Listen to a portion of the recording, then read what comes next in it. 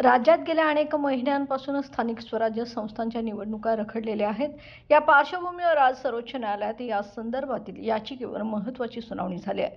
या सुनावणीत सर्वोच्च न्यायालयाने राज्य सरकारला स्पष्ट आदेश देत 31 जानेवारी 2026 पर्यंत सर्व स्थानिक स्वराज्य संस्थांच्या निवडणुका पार पाडाव्यात असे निर्देश दिलेत। यामुळे बराच काळ प्रलंबित असलेल्या निवडणुकींचा आता मार्ग मोकळा झाला असून आता राज्यातील राजकीय वातावरण अधिक तापण्याची शक्यता आहे।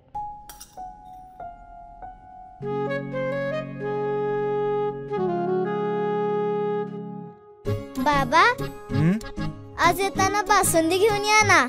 अगं, कालच आपण आईचा वाढदिवस होता म्हणून आणली होती ना। ऐकलं, गोकुळची बासुंदी पुन्हा खावीशी वाटतेय। खरं सांगू, मलाही खावीशी वाटतेय। पुन्हा पुन्हा खावीशी वाटणारी गोकुळ बासुंदी।